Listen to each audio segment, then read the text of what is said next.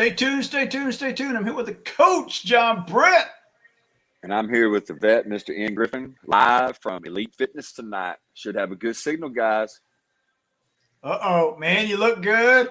You're sitting there. Gene said you're probably watching all the people working out in there and all this other stuff. I won't go into any more dialogue regarding that, but I'll just say that's part of what's going on. So we got to keep you focused in on us, coach. You know, let's all do this it here. So, hey, we got two guests tonight.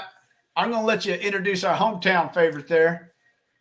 Man, one of my favorite people in the whole – one of my favorite people in the whole wide world, Pittsburgh's own hero, legend, Mr. Alan Bailey, all of that.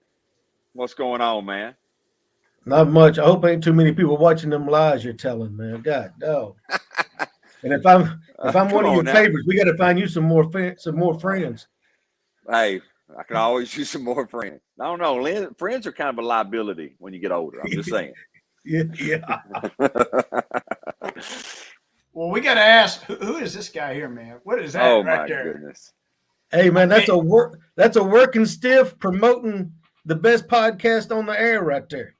Yes, sir. All you got to do is go to www.thecoachandthevet.com and go to our shop. And we've been down for about 4 days, but it is back alive and kicking.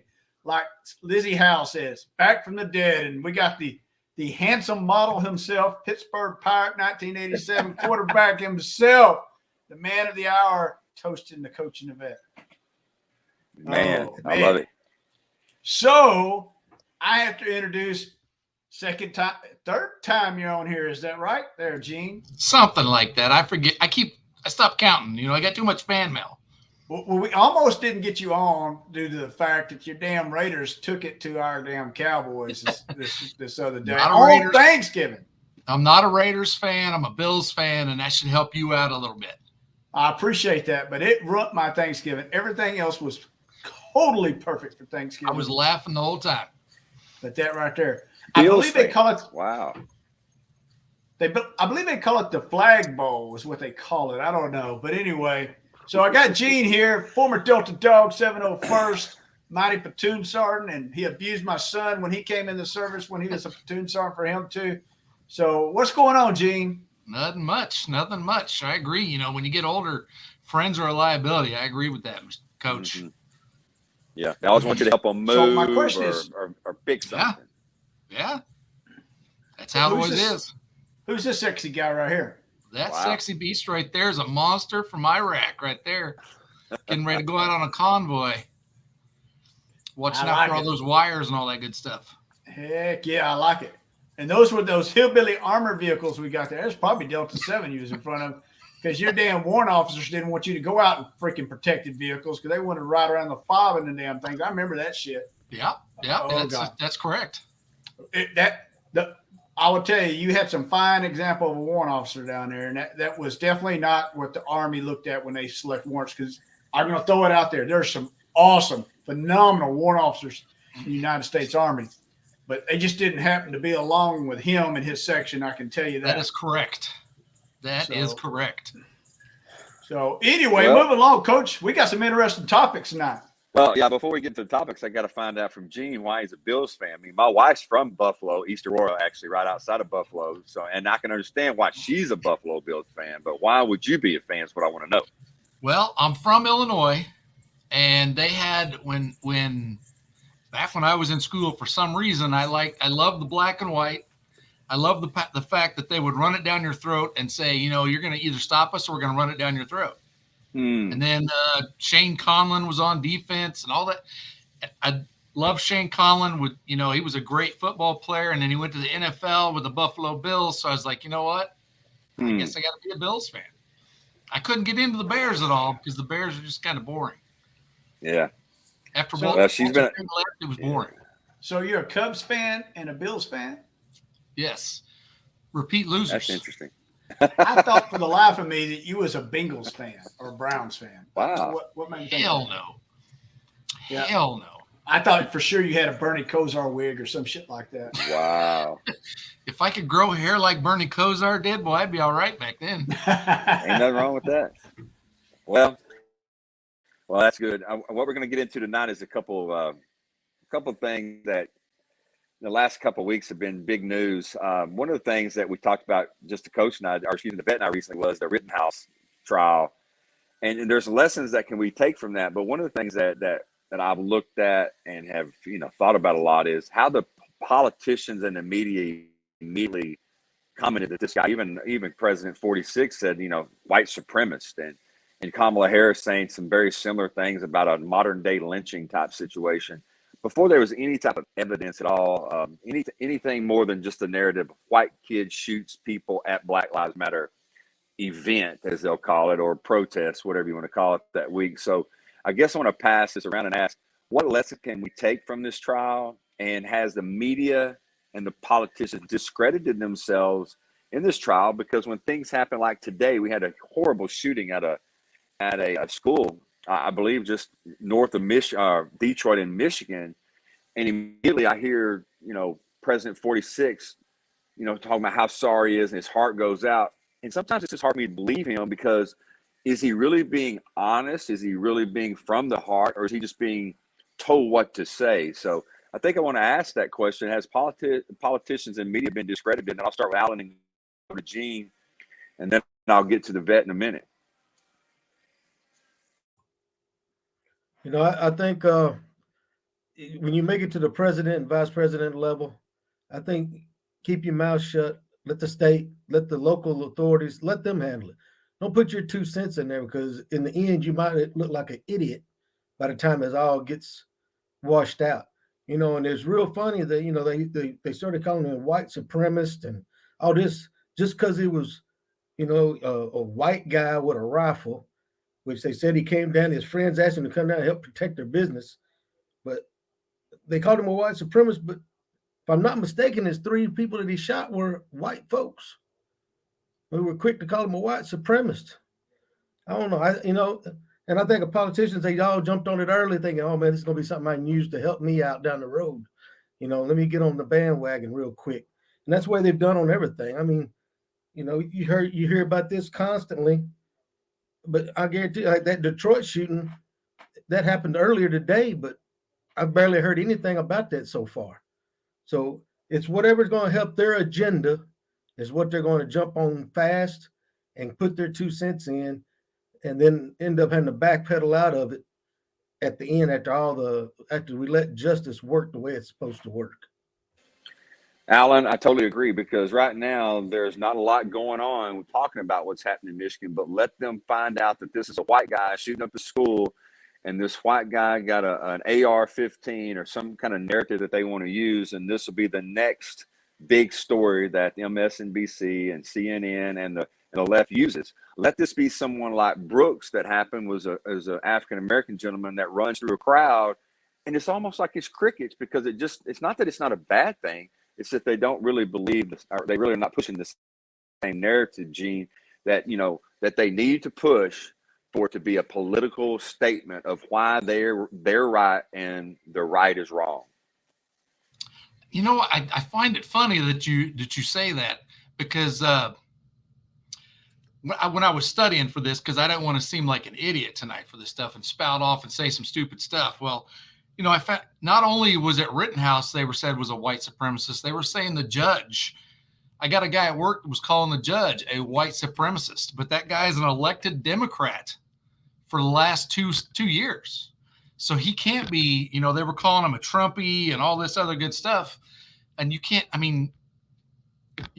everything can't be black and white. Everything can't be race. And that's what drives me nuts, is everything is race. And in fact, I went, Joe Biden said it, like you said. Kamala Harris said something about it. I found another one where a guy, he went into a restaurant, a black guy, and he shot 3 people in a restaurant that were just sitting there. And I don't know why he did it. And they never charged him with anything or nothing. They just said, okay, well, you shot those 3 people, you killed them. They were unarmed. And I never even heard of the guy. So what I got here real quick, we got the coach coming back here in just a second, but on the discrediting part, here we go. We got the coach back with us, but on the discrediting part, it seems like if it's something that fits their agenda, the far left or the Democratic Party or the media's agenda, that they'll be quick to capitalize on anything that can possibly collaborate their agenda or their narrative. So they'll comment on it. But if it doesn't feed in their narrative, they're like crickets on everything. And I'm going to throw it back to you, Coach, on this. I'm going to answer your question first. Is the first lesson, I think, though, is I think we learned a lesson in America, if you watch the trial, that the media is full of shit. I mean, they're completely full of shit. Alan and Gene, you both know this. We used to do hail and farewells in the Army. And in a hail and farewell, each company or platoon would have to tell a story to give this broken wrench award to somebody, and only 10% has to be true. 10% meaning they had to be there, and that was it.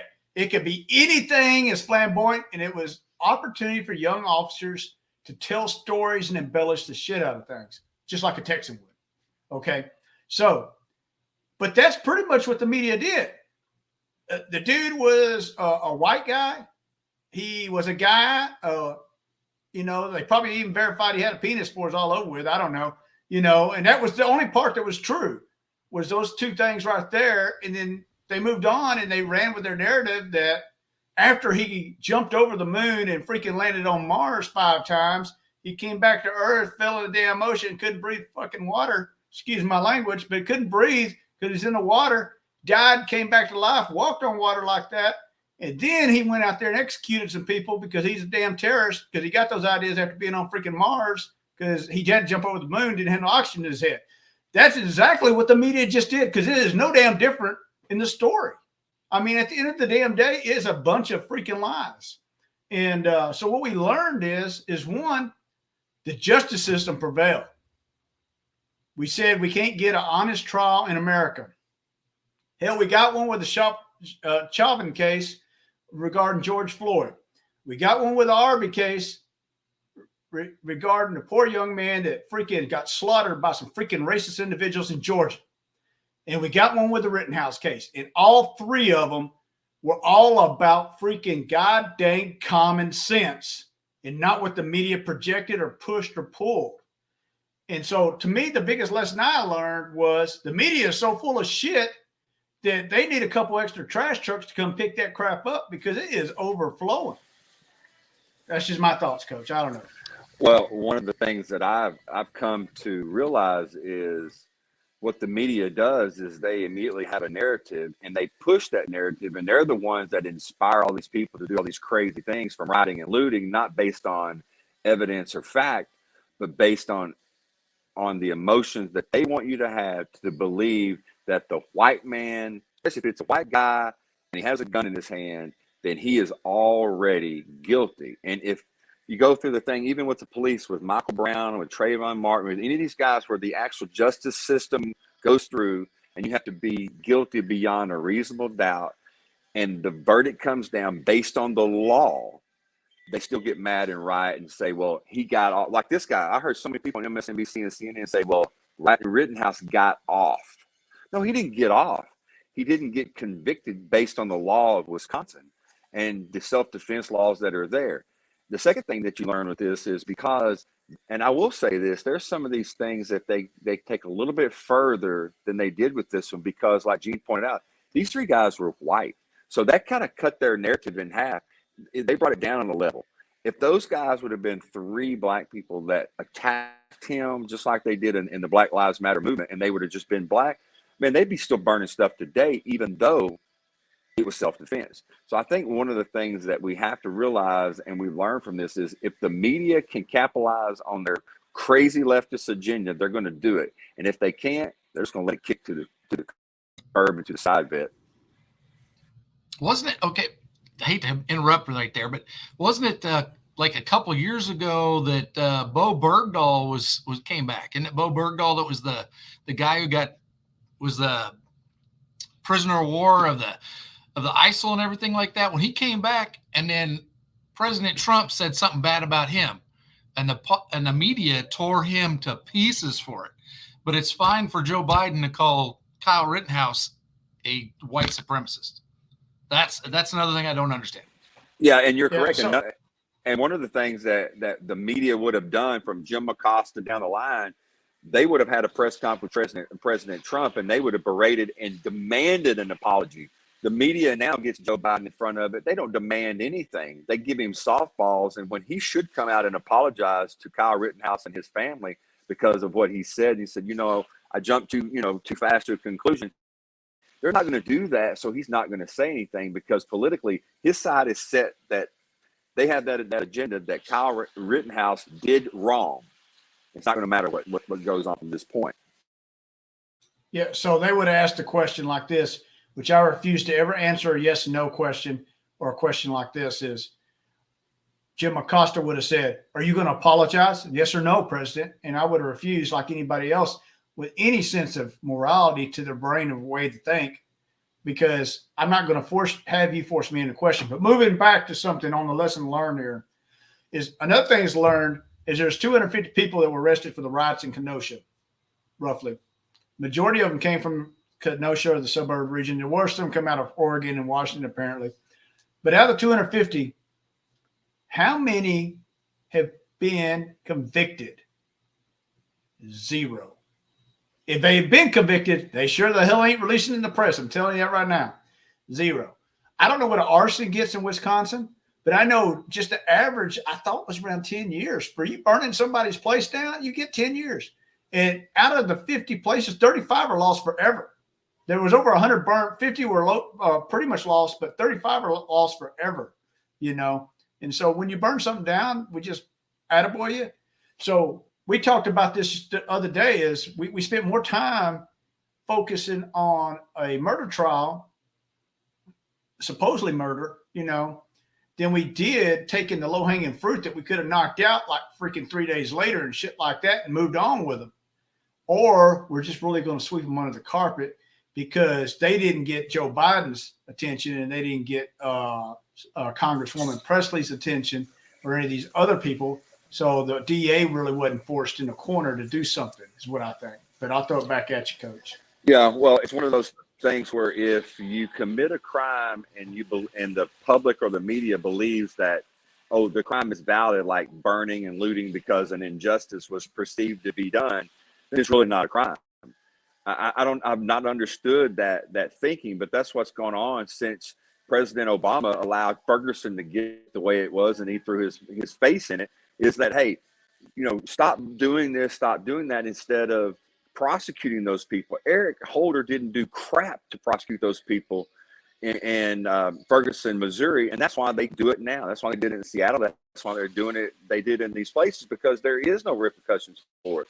Just like we see the smash and grab that's going on now in some of these cities, it's because they're not being prosecuted. If you do not have a consequence for an action that is considered to be criminal or wrong, you're going to continue doing it if you're a criminal. I think we got to get it over to Alan because he had something to say here just a second here. So, well, the coach, he stole most of it, but because I was going to bring up how many people got prosecuted in Ferguson. I didn't hear of any. And what really kills me is when they start all this looting and burning, you're burning your own community. And some of them people, they're mom and pop shops.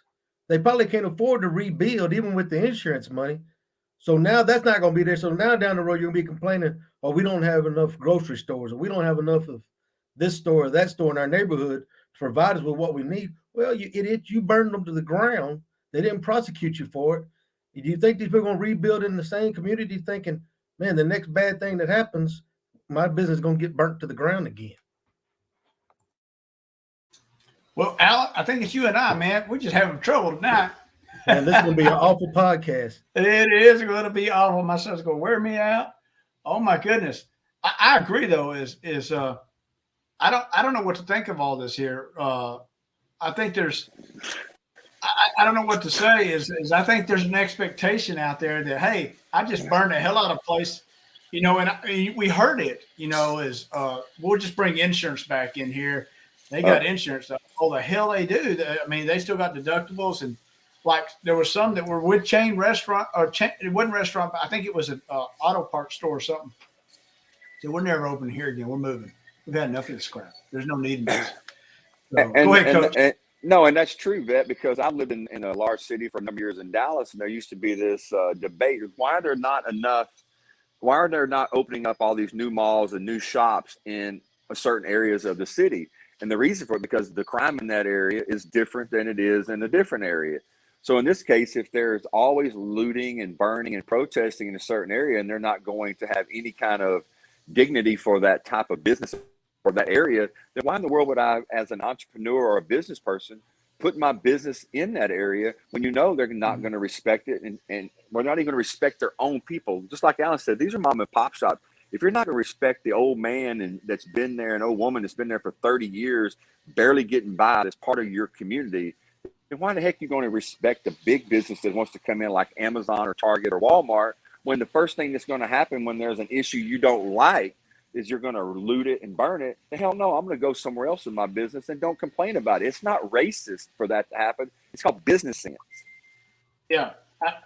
Me as a business owner, I would never want to. I mean, after seeing stuff like that, I'm like, I want a gated community, and I want armed guard, and I want police recruitment through the roof and everything. I don't know. What do you think, Alan? I mean, Yeah, and most of these same places, the same places that want to defund the police department, yeah. but they're the same ones that want to call the police when they're in trouble. So but I mean, just like y'all said on Monday on the podcast y'all put out, most of these people that have these small businesses that did get burned and get looted, their mom and pop, well, they're just barely making it from maybe week to week. I mean, how do we know? I mean, they got to cover their overhead.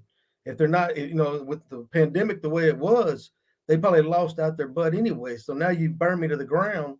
Yeah, there's no way I'm going to put myself and my family back through building it up and trying to get my business going again, just so this could happen all over again down the road, because y'all don't want to do the right thing. And the last thing is, the media has they really have such a way of dealing with the public. If they could actually help this situation so much to be better for everyone, they could actually come out, Chris Cuomo and all these people that are talking all the time, even Don Lemon and stuff, and say, you know what, guys, what we're doing is wrong. We're mad. We're pissed off. Yes, we need to protest, but you guys need to be peaceful. Instead of saying, well, when people don't listen to things and they burn stuff and do things like that, you have to finally listen to them. When they condone it, there's people sitting at home going, let's go do more of it. When there's people sitting at home going, we can go steal whatever we want to, and there's not going to be any consequences from it. There's going to be no prosecution from it. There's not even going to be anybody telling me that it's wrong. And the people that are telling me that it's wrong are people that are pro-police and pro-America, and they consider those people to be sometimes white supremacists. If you're white, you go, wait a minute. These people have been working their whole lives to build a business. They're barely surviving. They're paying their taxes. That's what the American dream is about. You're going to burn their shit to the ground, and you want us to respect you? Come on, man. This is America. This ain't stupidity. Well, the one thing I got here is, whatever happened to the days of journalism when they come out there with a camera and people are doing stupid shit, and they go, well, we're not going to put you on the air unless you can answer why you're here and what you're doing and things like that. What's your name again? And all those things that we used to do as journalists is, what's your name and what you standing for and what you're here to gripe about and what do you think that you're accomplishing? But ain't none of that. It's like, hey, we just saw him drop the bricks off. There's some more right over here, guys. Go ahead. Hold on, I got the camera angle going. Hey, I lost all respect for the media when just a year and a half ago. You're on mute, Coach. No, can you hear me now? Okay. I can hear you. I lost all respect from the media when this happened. A year and a half ago, there's a building burning behind the guy from CNN. It's on fire. There are people throwing things into the fire. And this fool says, well, I'm out here tonight, and there's nothing but peaceful protests and demonstrations going on. And it's burning right behind him. And he doesn't even mention the fire, Vet. Yeah, I agree. What do you think on all that, Alan, right there? You know what? I don't have a problem with people protesting. I mean, this country is pretty much, I can't think of the phrase I'm looking for, but, our country was formed on protest. I mean, Martin Luther King protested, and you know what? I didn't see him burn a building down with his group. I've watched a lot of documentaries, and, I heard a dude to say that I don't like this guy. And it was only reason I heard it because it was a commercial. But he said, if you want somebody prosecuted for something, do a documentary on it. Show him it was a murder on there. Then there'll be a trial. Then he'll get prosecuted. But we got to do a documentary first. So maybe we do a documentary on all these looting and rioting, put those people on there. Maybe we get something done because we know who they are. We got them on video. There's no excuse not to prosecute. Yep. Facial recognition is almost hell, Copper's Cove probably even got facial recognition. It's a little bitty old town. You and I used to learn how to do what is called BAT. I forgot, it's biometric something test. You look right now, put team, got you. Oh, show me a picture. Yeah, we got you right now. Boom. Once we see the eyes, we're good. You know, Alan, one thing I'll say, and you brought it up, is our country was founded. You know, people revert back to our country was founded on the Boston Tea Party and all that. The people who went on the Boston Tea Party went on the ship while the people were on the ship. They let them go in. They dumped the tea. They even went back and put a lock that the one that they broke or picked back on there because they didn't want the guy to have to pay for his own lock. So there's a difference in decency on how they protested now and then, because he knew the ship owner didn't own the ship. I mean, he didn't own the goods. He just owned the ship, and he didn't want to they didn't want to damage the ship itself. They only wanted to damage the goods. Now, they were still bad for damaging the goods, but they had a level of decency and respect to things, where here it was just carnage. It was something that, to be honest, when we were all kids, we would watch a 1980s movie like, I don't know, what's the darn movie with freaking Kurt Russell in it about LA, Escape from LA or something like that. You know, you would expect that type of carnage, just complete anarchy. We made movies about it being futuristic, saying this would never happen, and it did.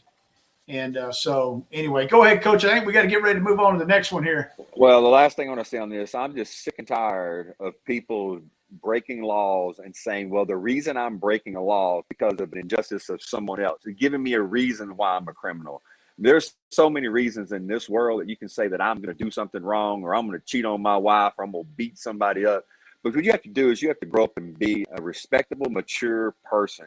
And if you're not that kind of person, then you need to be prosecuted. There should be some kind of consequences for this stupidity that goes on, that the news media that we're talking about, and some of the politicians were bailing fools out 2 years ago when stuff was going on, putting up funds and to have people bailed out for breaking the freaking law and burning things. When did our country start to say we're going to applaud criminal activity? Now it depends on what the criminal activity is for or against before people go, well, we understand it, we don't want to prosecute it. No, man, a crime is a crime. A thief is a thief. And you know what? Until we get back to that type of standard as a society, we're going to end up having more and more of this crap, Bet. Well, so yeah, one of them's in the vice president seat right now. But we're going to move on. And look here, perfect timing, because we got Gene back, and we're going to get him up here. And we're going to throw out. Welcome back, everybody. Phone like Coach.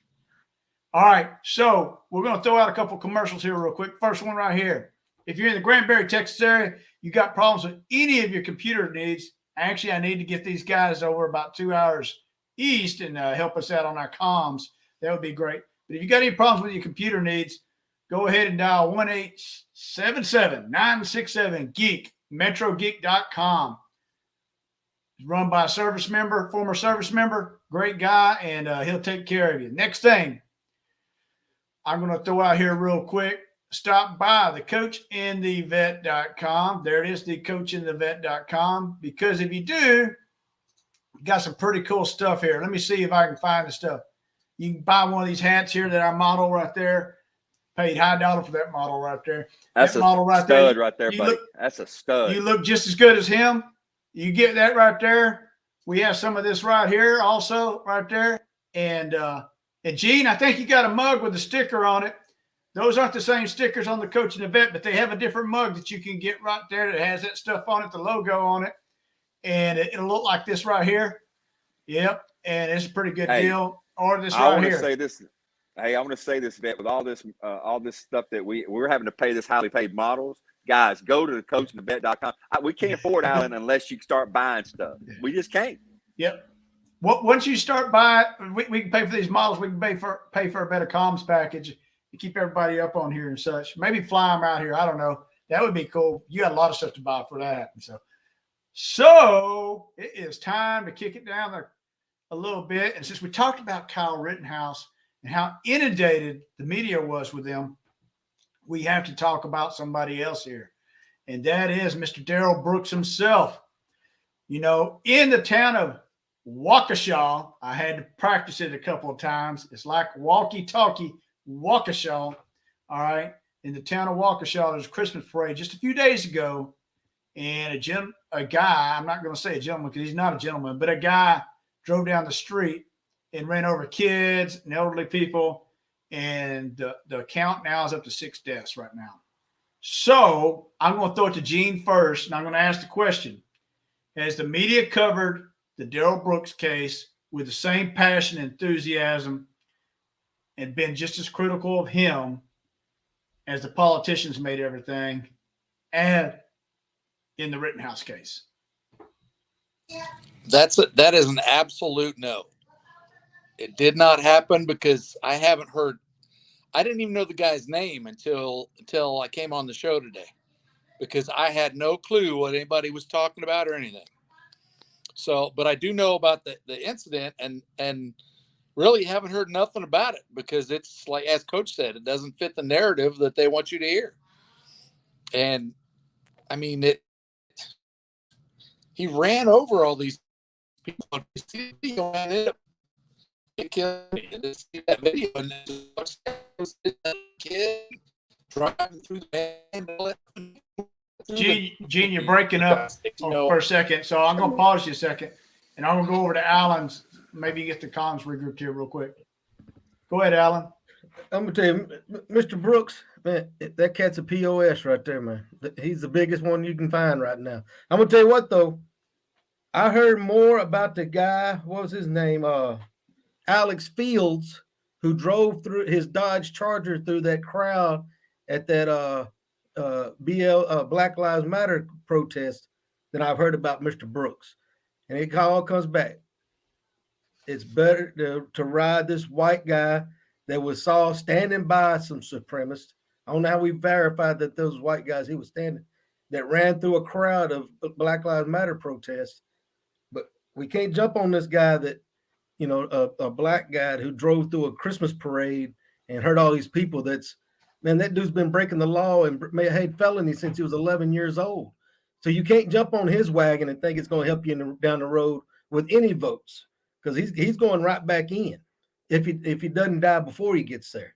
So the media, the media turned this off. This hit the bleep the first day, and I guarantee you we're talking about the grand champion at the dog show that was on Thanksgiving Day more than they talked about Brooks running through this parade on this Christmas parade.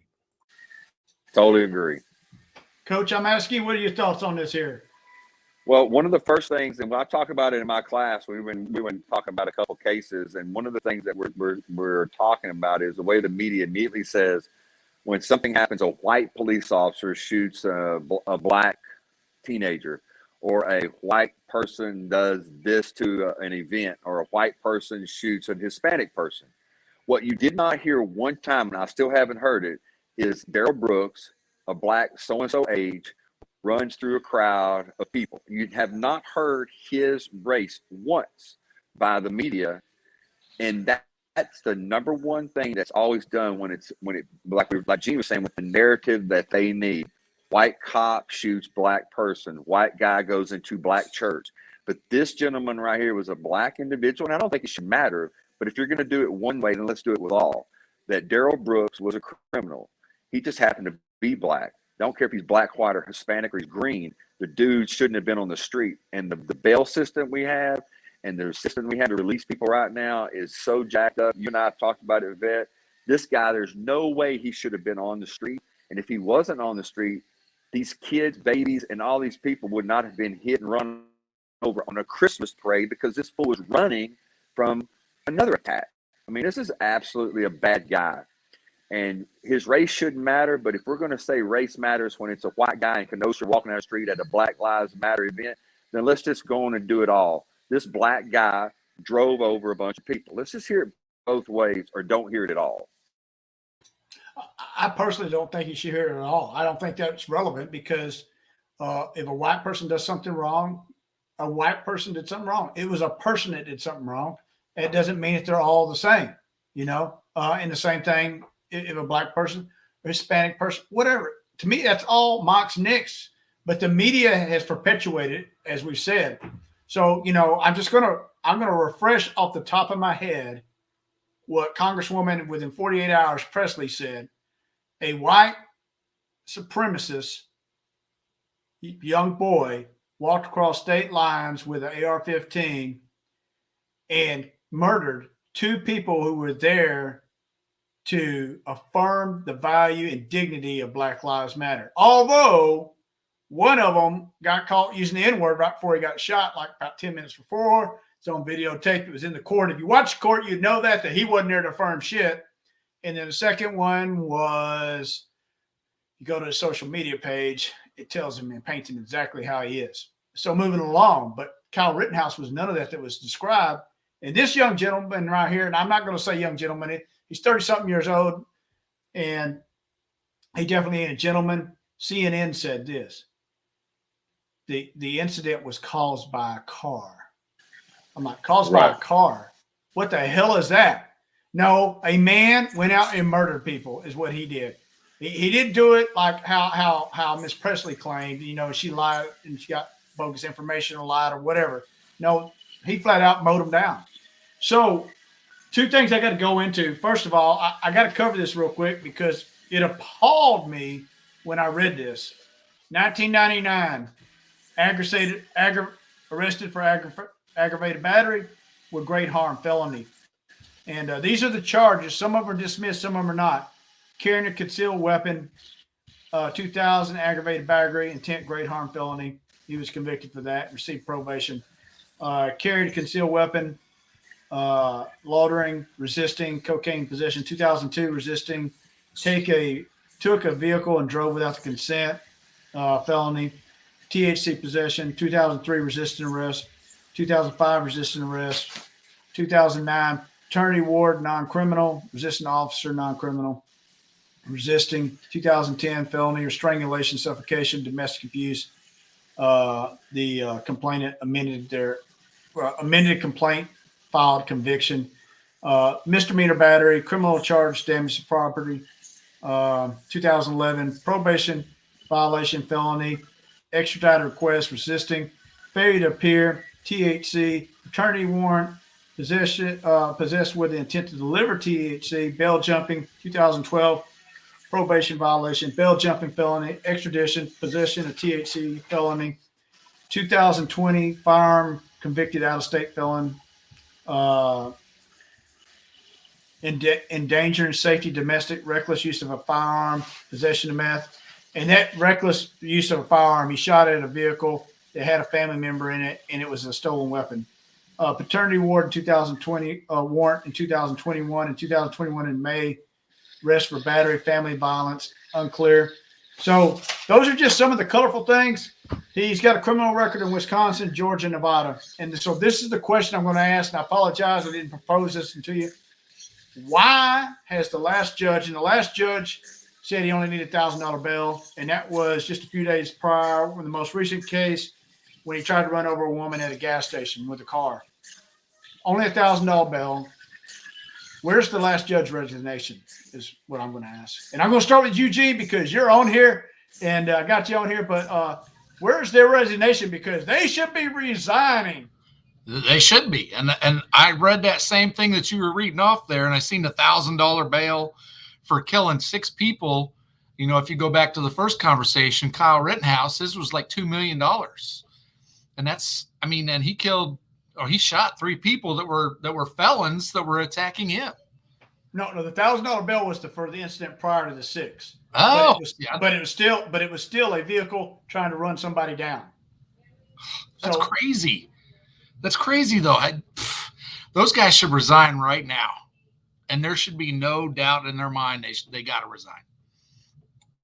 So I'm going to throw it to Alan, but I'm going to propose this question though, and it's for everybody. But Alan, you're going to go first.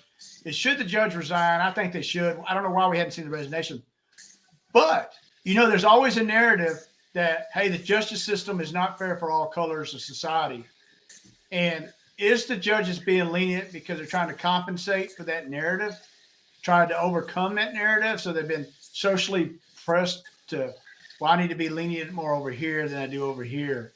Is that what's going on? I don't know. I'm just asking, so I'll throw it with you, Alan, first. It could be a little of that. I mean, once the pandemic hit, a lot of things changed. I mean, you could have some marijuana on you and get pulled over. You ain't getting arrested for that no more. You're going to get a bench warrant. You're going to have to report. You're probably going to pay a fine. But, 80s, 90s, you get pulled over for marijuana, you might have been down there in Kemp County's finest, down there with the sheriff down there. But, they should be gone. But, you left off a big thing that this dude should have never got out of jail for, or I don't think he went, but he should have been in prison in 2005 when he got a 16-year-old girl pregnant. He says, she told me she was 18. They charged him with what was that? Dang it. Damn technology. I feel like Bachman. Well, I know he statutory sexual abuse, seduction, and contributing to the delinquency of a minor after he raped and impregnated a 16-year-old girl. Then they made him sign away his parental rights and all that. Man, they should have just took away all his rights and put him in the pen and left him there. They'd have took care of him for that one. I guarantee Alan, when's the statute going up for him then? But Alan, on that one there, he was supposed to also register as a sex offender. I didn't see that first part of it. I didn't know what he was supposed to register for a sex offender for, but he didn't register for it. So there's a warrant out regards to that. And I'm like, so if there's a warrant out, how did you release him with $1,000 bail? I don't understand this. I'm still sitting there going, why is the judge not resigned? Or why is there not a protest out there for the judge? I mean, that's the legitimate. So go ahead, Alan. I apologize. Yeah, you know what? We're very selective on what we protest. But I don't get a protest is one thing. I should go down to Jerry Jones's house and protest the Cowboys right now for about a week and a half. I'll be there with you. But we are very selective. Now, if that had been, let's make Mr. Brooks a white guy that did all the things that he did, well, we'd have done burnt down that town when he was that judge. He wouldn't have had to resign because they'd have done hunted him down at his home. No. I agree. I'll throw it over to you, Coach. What do you got? Well, there's a couple of things that, and to piggyback on what Alan said is you are correct. The left is always, especially when it comes to some of the situations. Well, let this be. We're talking about the Kyle Rittenhouse thing. Let's be a black 17-year-old going down the street, and all this would have happened. Well, let's turn this around. Let's say that this Darrell Brooks guy was a white guy running over people at a Black Lives Matter parade. Do you think that the cities across the country would not be being burnt right now because of when they found out that he was let out on all this other stuff prior to? They'd be calling white privilege. They'd be calling all these different things that is really going on. Now, to someone that studies the law all the time, because I teach it, is now there is a certain thing in the Eighth Amendment with excessive bail that you always these judges are always, they say they're hampered with. What does it really mean to be excessive bail?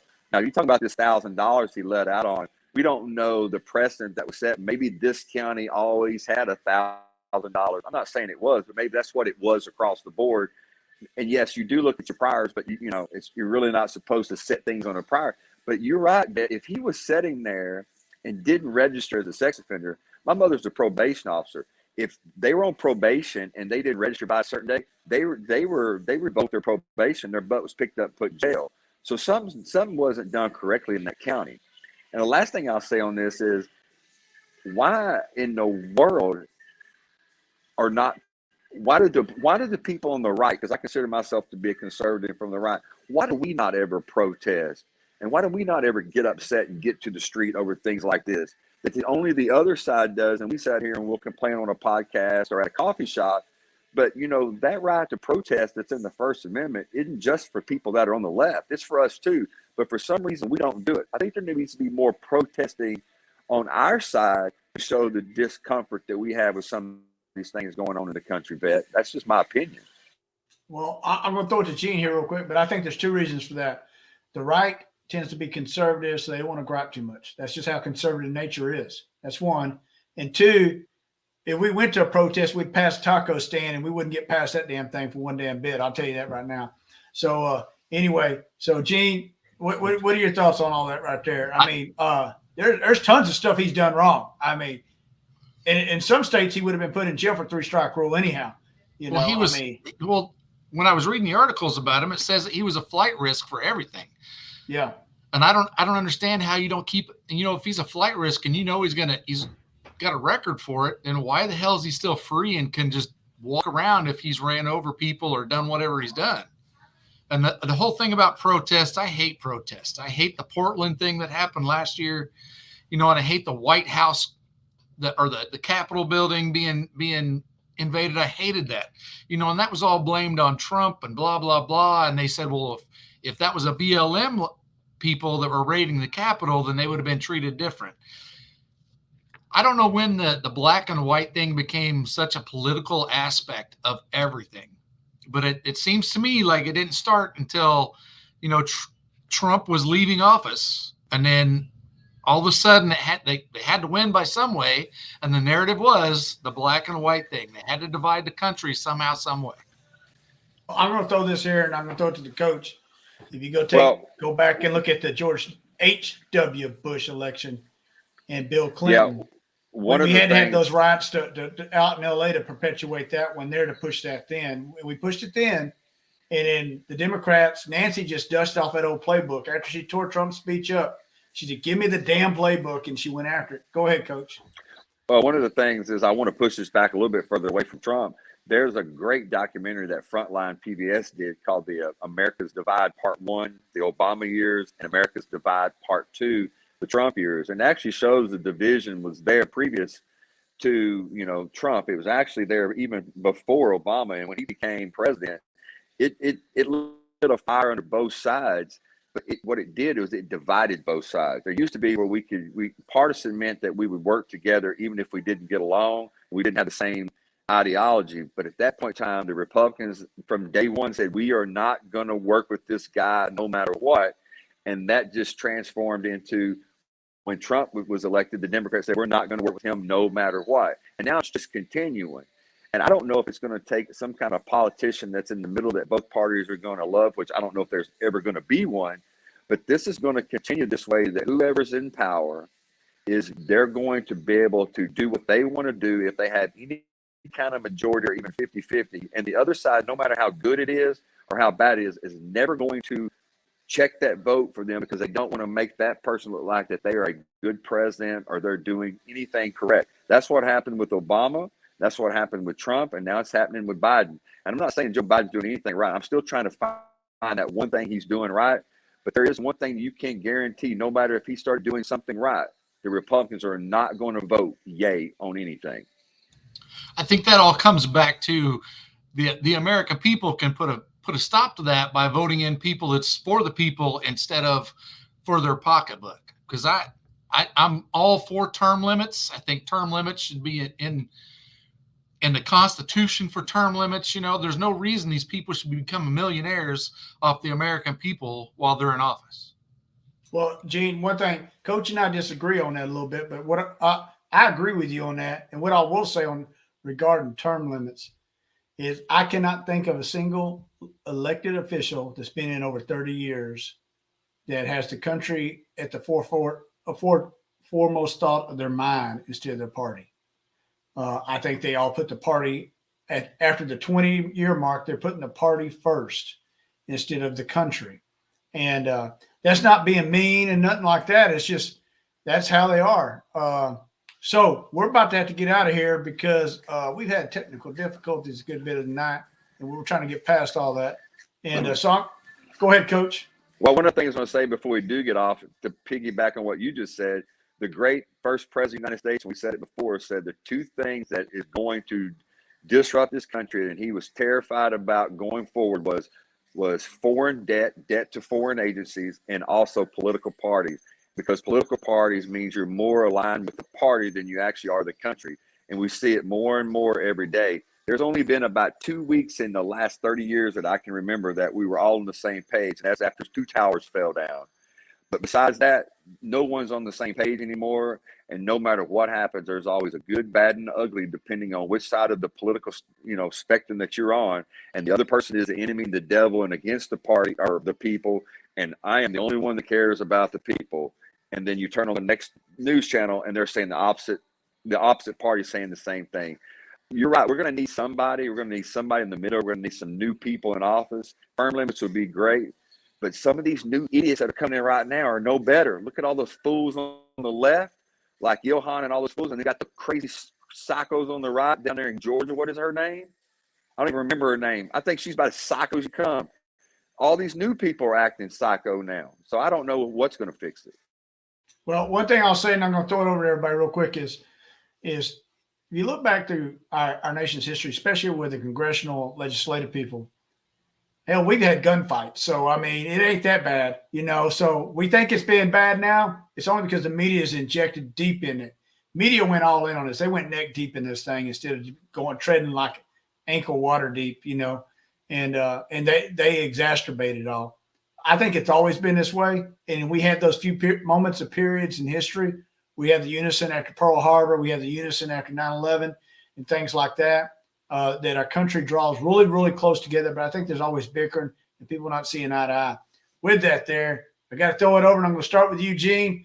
Give us your last parting shots, and we're going to throw it over to Alan, and we'll get it to the coach and get the flip-flop out of here tonight. I don't know if I really have anything else to say. I think I've said it pretty much all here. I firmly believe that, until we vote someone, the country gets fed up with it and they vote on it, but it's always going to be, as Coach said, it's always going to be party affiliated. Everybody's so stuck on their party, they'll absolutely refuse to do something that's better for the country. And up until Trump, to tell you the truth, I thought the country was too lazy to vote in a new president. That's why every one of them had 2 terms all the way up to Trump. And I just didn't. Until we vote some of those politicians out of office, they're working for their pocket instead of us, then it's not going to happen. Well, one thing that I went to a course, my last major course in the military, executive leader course, and they taught us when we went to the Pentagon and went to Washington, this right here, majority of the country, like way more than majority, like 75% believe that congressional leaders are the worst part of America. There's the worst occupation there is, most distrusted. But majority of the people like their own congressman or congresswoman. So they hate everybody else's. They just don't, and they like theirs. So that's how Nancy and people like that stay in. Go ahead, Alan. I think we just need to go back to about the 80s. Do away with social media and cell phone cameras. Because before those, for all I knew, this country was the greatest thing cooking. Social media is great, it keeps us in touch with each other, but it's also like the devil's playground. I mean, if you want to get something going, you put it on social media and you can get it spread out quick, whether it's true or not. Because most people ain't gonna go and try to look up something or go watch the news and go read something. No, I'll get all my news from social media. I'm always telling the vet, all my news I get from him and the coach. I don't need to watch Fox. I don't need to. I just watch y'all's podcast, listen to podcasts, and I'm caught up. But hey, I appreciate being on the show, man. Hey, y'all are doing great things. Hey, and like I said, I'm here anytime you need me. It's a highlight of my week. That tells you what kind of life I live.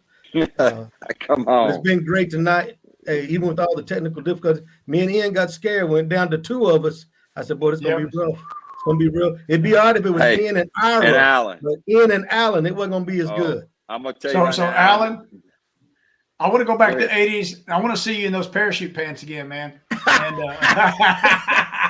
hey, well, I got to throw it over there, Coach. Yeah, well, first and foremost, I had 0 technical difficulties. What I had was ignorant operator because I'm doing it from my phone, and if you hit this one button, it's right beside the mic. It'll actually dismiss me. So I didn't have any technical. It was my fault. Headspace and timing.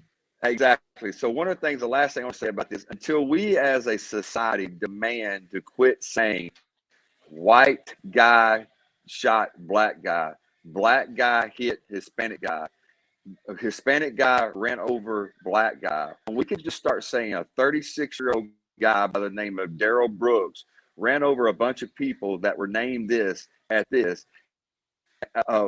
And Kyle Rittenhouse, a 17-year-old teenager in Wisconsin area, defended himself against 3 wackos and don't put a color and a race to it or a gender or a sexual orientation to it.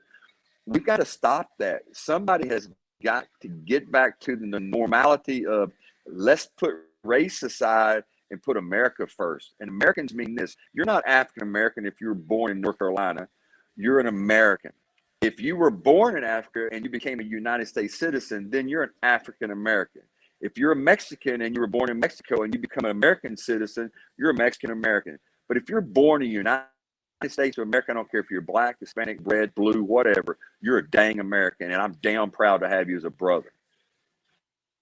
So there we go. It's time to get out of here. So I'm going to say from the coach And to the vet. Stay tuned, stay tuned, stay tuned.